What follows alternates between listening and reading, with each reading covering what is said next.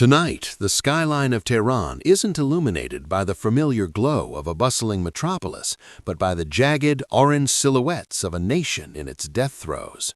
For over 45 years, the Islamic Republic stood as an immovable monolith, yet we are witnessing the pillars of 1979 crumble not from foreign bombs, but from an internal combustion.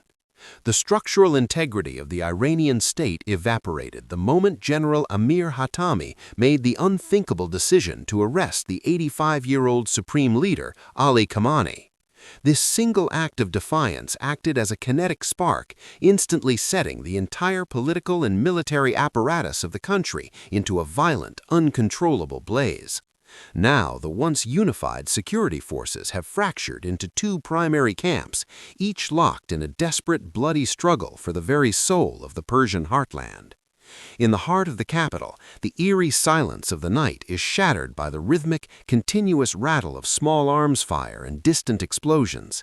Heavy armor and tank battalions are currently squaring off in the streets of various provincial capitals, effectively turning historic urban centers into modern-day kill zones. Above, the deafening roar of fighter jets signals a frantic race for aerial dominance as these two rival factions vie for total control of the skies. This internal collapse did not occur in a vacuum. It is the calculated culmination of a deeply clandestine and long-term American strategic blueprint. While the hands pulling the triggers are undeniably Iranian, the plan for this systemic failure was drafted years ago within the secretive halls of Washington. U.S. officials are now quietly celebrating an outcome that has exceeded even their most optimistic intelligence projections regarding the regime's fragility and ultimate downfall. This is the story of a regime change that was not imported on the tips of foreign bayonets, but ignited through the clever exploitation of internal cracks. The linchpin of the entire system for over 3 decades was the supreme leader, whose singular persona balanced the competing interests of the ruling elite. When Hatami removed that central figure, he didn't just initiate a leadership change, he triggered a total and irreversible breakdown of the entire governing machine. The Revolutionary Guard, often viewed from the outside as a monolithic entity, was actually a volatile powder keg of deep-seated rivalries and hidden personal animosities. Without Khamenei to mediate these fierce disputes, the IRGC's internal competition has transformed overnight into open, bloody warfare between former brothers in arms. Many high-ranking IRGC officers quickly pivoted their loyalty, viewing Hatami's rise as their only viable chance to remain relevant in a post-cleric Iranian era.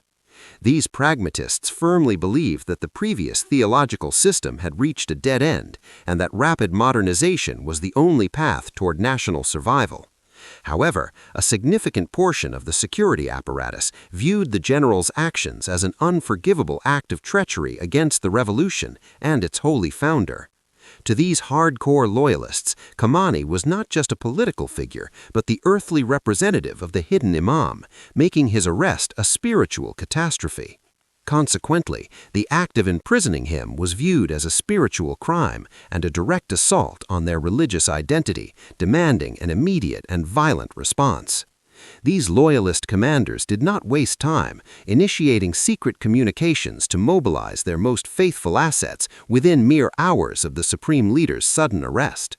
What began as quiet coordination between faithful units rapidly escalated into public declarations of total war against the coup leaders and their perceived Western backers.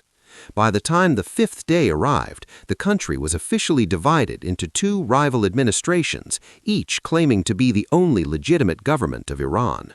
The ancient city of Isfahan became the site of the first major bloodletting between these two fractured military wings, setting a grim precedent for the coming weeks. There, the 14th Imam Hussein Division openly defied the new command structure established by General Hatami, refusing to acknowledge the legitimacy of the military junta. Brigadier General Mohammad Kazemi, leading the division, publicly vowed to fight until the supreme leader was freed and the original spirit of the revolution was restored. In response, Hatami deployed regular army units to lay siege to the division's headquarters, leading to a catastrophic and highly visible military engagement in the city. The resulting 12-hour battle saw armored vehicles clashing in the narrow streets, leaving the 14th Division in total ruins and the local population in shock. Despite the division's total destruction, the hundreds of lives lost in Isfahan served as a potent rallying cry for pro-regime resistance elsewhere across the nation. The spark of rebellion jumped quickly to Shiraz, where IRGC loyalists managed to seize critical government buildings and communication hubs before the regular army could react. In the city of Tabriz, the violence took on a different character as local Basij militias engaged in fierce house-to-house firefights with regular army soldiers. The religious hub of Mashhad saw a different kind of mobilization altogether, with high-ranking clerics issuing spiritual decrees for a holy war against General Hatami.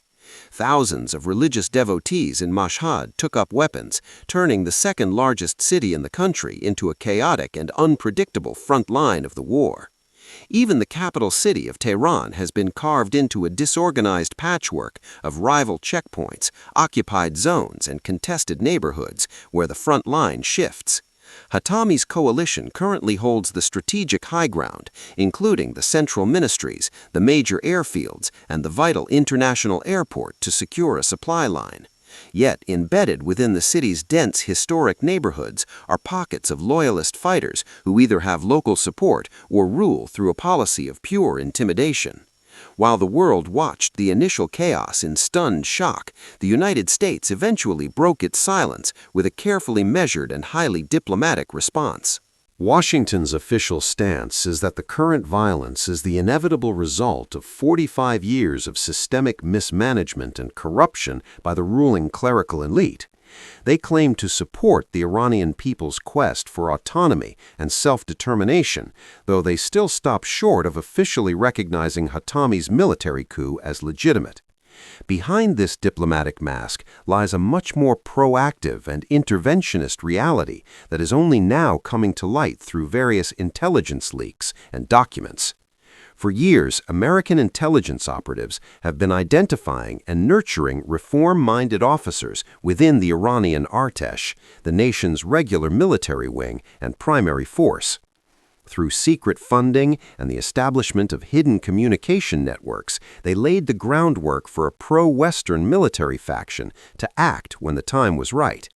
They also waged a sophisticated psychological war for decades, constantly exposing the deep-seated corruption and hypocrisy of the ruling religious and political elite in Tehran. By highlighting the vast wealth of the mullahs while the public suffered under sanctions, they effectively hollowed out the regime's popular legitimacy from the inside out. When the internal pressure reached its natural boiling point, America provided the tactical data and logistical coordination necessary to tip the scales in favor of Hatami.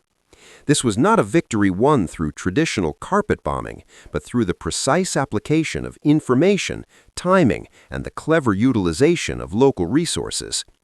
While the blood currently staining the ground is Iranian, the invisible hand of American strategic planning is undeniably present in every major development of this war. Not everyone in the international community is pleased with this sudden shift, as both Moscow and Beijing have issued stern rebukes regarding Western interference in Iran. The Kremlin has characterized the entire civil war as a dangerous byproduct of Western destabilization and meddling in the internal affairs of a sovereign and regional power. Meanwhile, China has cautioned against any foreign powers attempting to exploit the internal suffering of the Iranian people for their own long-term strategic and economic gain. These two global powers are in a difficult position, having spent decades and billions of dollars building a strategic alliance with the now collapsing Islamic Republic. The potential for a total collapse threatens their regional investments, their energy security, and their broader geopolitical leverage against the West in the Middle East region. For now, they remain on the sidelines, calculating their next moves as the situation remains far too volatile for any kind of direct or overt intervention. To truly understand the gravity of the situation, one must look at the specific and highly specialized composition of the warring factions currently on the ground. The Hatami coalition is built primarily upon the foundation of the Artesh, the regular military that has long lived in the shadow of the Revolutionary Guard.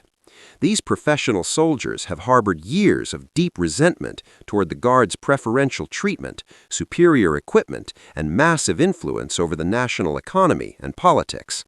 They view this coup as a necessary correction to save the state from the total isolation and crushing poverty brought on by the supreme leader's stubborn policies. Hatami has also managed to bring a diverse group of technocrats and reformist politicians into his fold, promising a government defined by expertise rather than theology.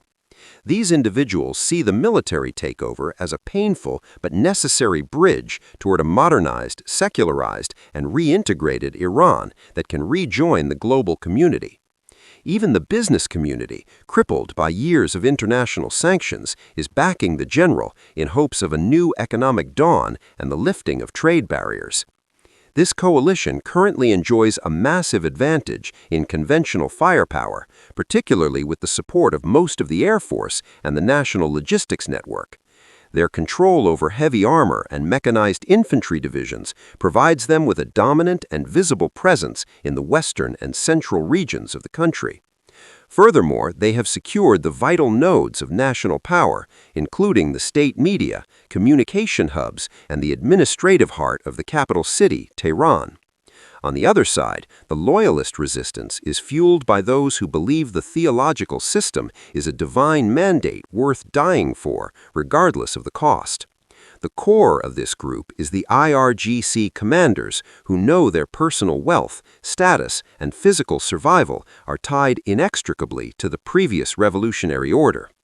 They are bolstered by the Basij, a massive paramilitary force that has been trained for decades to crush internal dissent with extreme prejudice and ideological fervor. Though they lack the formal training and heavy equipment of the regular army, these fighters are driven by a fanatical devotion that makes them deadly.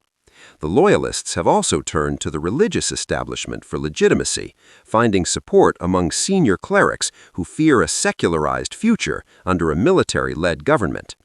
This has resulted in a decentralized but highly motivated force that is extremely difficult for a conventional army to fully suppress or eliminate in urban settings. Loyalist forces still maintain a firm and frightening grip on several outlying provinces where the central government's influence has always been tenuous and historically weak.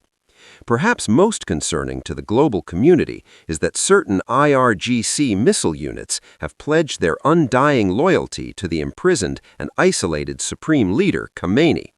This gives the loyalist faction the terrifying ability to launch devastating strikes against civilian and military targets if they feel they are being pushed into a corner.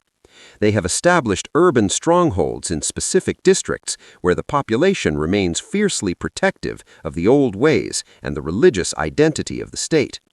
The current stalemate is a direct result of these two very different types of military power clashing violently without a clear or immediate winner in sight. Hatami's conventional might is being met daily by the loyalists' asymmetric tactics, urban insurgency, and ideological fervor that refuses to accept any form of surrender.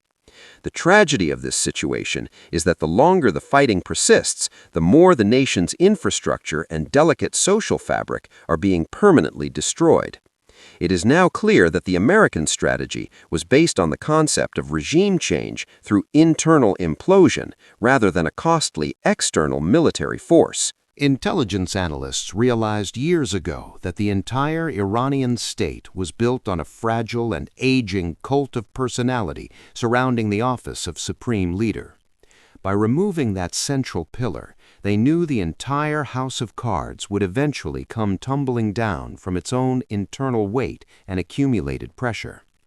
The economic component of this plan involved using targeted sanctions to make life so unbearable that the ruling elite would eventually turn on one another for survival. This pressure, combined with the psychological erosion of the public's faith in the system, created the perfect conditions for a military coup to be viewed favorably. The cultivation of officers like Hatami was a long-term project that ensured the right people were in place when the inevitable national crisis finally hit. When the time came, the United States didn't need to fire a single shot to see the Islamic Republic begin its final and most violent descent. Currently, the civil war has spread its reach into nearly half of Iran's 31 provinces, showing no signs of slowing down or entering a de-escalation phase. Artillery duels have become a common and terrifying occurrence in the suburbs of Tehran, with civilian homes often becoming the unintended targets of the heavy shelling. In the north, the Azerbaijan province is seeing historic ethnic tensions flare up, adding another dangerous layer of complexity to the already convoluted factional war. While the coalition has stabilized Isfahan, the city is still plagued by insurgent attacks, hit-and-run ambushes, and targeted assassinations by remaining loyalist sleeper cells. The humanitarian toll is staggering, with unofficial reports suggesting the death toll has already climbed into the thousands in just the first few weeks of fighting. Critical services like water and electricity are failing in major cities, leading to a breakdown in basic hygiene and the collapse of the medical care system. The economic lifeblood of the country has stopped pumping, and the national currency has lost what little value it had left on the international markets. Millions of Iranians are now facing the grim reality of displacement, with massive, desperate queues forming at the borders of Turkey and Iraq for safety. Experts are drawing dark comparisons to the decade-long catastrophes seen in places like Syria and Libya, warning that Iran could become a failed state for years. The fear is that Iran might not emerge as a functioning democracy, but rather as a fragmented collection of warring fiefdoms controlled by local military warlords. For General Hatami, the clock is ticking. He must achieve a decisive and total victory before his fragile and diverse coalition begins to splinter under pressure. If the war drags on, the reformists and technocrats who backed him may start looking for alternative ways out of the chaos to protect their interests. Conversely, the loyalists are desperate for any kind of symbolic win, such as the liberation of Khamenei, to reinvigorate their base and gain more recruits. If the supreme leader were to die in custody, it could either end the resistance or turn him into a martyr that fuels the fire for decades. The U.S. government is now in the difficult position of having to manage the violent and unpredictable aftermath of its own highly successful strategic plan. While a quick transition to a Western-friendly government is the ultimate goal, the reality on the ground is far more complex and dangerous than projected. The Secretary of State's recent declaration that the old regime is finished was a clear signal of Washington's long-term intentions for a new Iranian state. However, the deployment of naval assets to the Strait of Hormuz suggests they are preparing for a much more dangerous and potentially global regional escalation. Hatami's recent public appeal for a nationwide ceasefire was largely ignored by the hardline commanders of the Revolutionary Guard, who see compromise as a betrayal. The international community is also paralyzed by the question of Iran's nuclear facilities, which are now sitting in active war zones with very little security. There is a terrifying possibility that some of these nuclear assets or materials could fall into the hands of extremist elements during the chaotic fog of war. Furthermore, the networks of Iranian proxy groups across the Middle East are now acting without a central command, creating new and unpredictable security risks for everyone. Turkey and Iraq are bracing for a massive refugee crisis that could destabilize their own fragile domestic politics and strain their already struggling local economies to the brink. The Gulf monarchies are watching the collapse of their greatest rival with a mix of relief and profound anxiety about the coming power vacuum on their borders. United Nations calls for a cessation of hostilities have been met with total silence from both the military coalition and the loyalist command structures in Tehran. Mediation efforts are currently stalled because neither side is willing to negotiate while they still believe they can achieve a total victory on the battlefield. We are witnessing the end of an era that defined the Middle East for nearly half a century, and nothing will ever be the same again. The Islamic Republic, as a functioning state and a revolutionary movement, has effectively ceased to exist in any meaningful way on the world stage tonight. What remains is a shell of a country being torn apart by the very forces that were supposed to protect its sovereignty and its religious values. The American plan succeeded in its goal of destruction, but it has offered no clear or viable blueprint for the reconstruction of a shattered and broken nation. Tonight, the orange glow over Tehran is not from the setting sun, but from the fires of a civil war that has no clear end in sight. In Washington, the architects of this collapse are watching their screens, perhaps underestimating the sheer volume of chaos they have unleashed upon the world. Somewhere in a hidden bunker, a man who once held absolute power now sits in total silence, waiting for the end of his long and bloody story. The future of 85 million Iranians is being written in blood tonight, and the final paragraph of this chapter is still far from being finished.